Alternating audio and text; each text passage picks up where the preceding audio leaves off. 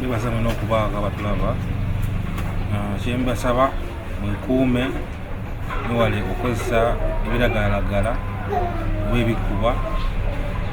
Ekirala kye nsaba ayinayo omulimu gwonna oba gwa kuvuga osingerera gwa kuvuga kuba pamiti nginate nga skill gyensinga otegeera oba ku supermarket oba ku maduuka gonna gwina anoonyeeko tubeere nga tutwogerezeganya omukola embeera nyanama naye nemaki nesobola okubeerayo mu kibuga nsobola otuuka oba mu maki ndi omwo nsobola otuuka.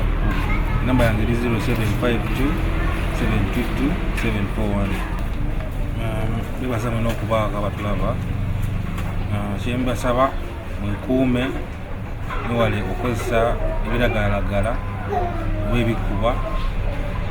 Ekirala kye nsaba ayinayo omulimu gwonna oba gwa kuvuga osingerera gwa kuvuga kuba pamiti nginate nga skill gyensinga otegeera oba ku supermarket oba ku maduuka gonna gwina anoonyeeko tubeere nga tutwogerezeganya omukola embeera nyanama naye nemaki nesobola okubeerayo mu kibuga nsobola otuuka oba mu maki ndi omwo nsobola otuuka.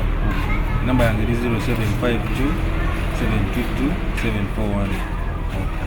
Tuyanza oyo n'abadde Mukasa Fred ono nga mutabani w'omugenzi Munyagu ate awuzizza omwaka nga 11 ng'avudde mu bulamu bw'ensi.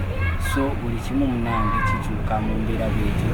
So omukulu ono naye tayagala kubeera mu mbeera bwetyo naye nga tusabye yenna alabye obubaka buno tusaba gy'oveeyo ogyubeeko kyogattako ku tafaali kubanga ono omwana alimu ebiti bibiri. Maama we yali muyimbi yali muzanyi wa katemba.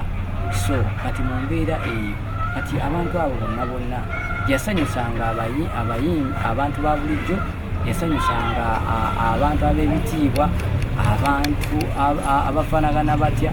So yonna gy'ovudde gy'osinzidde osobola okujja mwana wattu ate n'obaako ettafaali ly'ogattako ku muganda waffe nze ambasada wakabi life unfiltered UG kw'obeera ate ensonga zino kubanga tezitambulira ddala bulungi nnyo.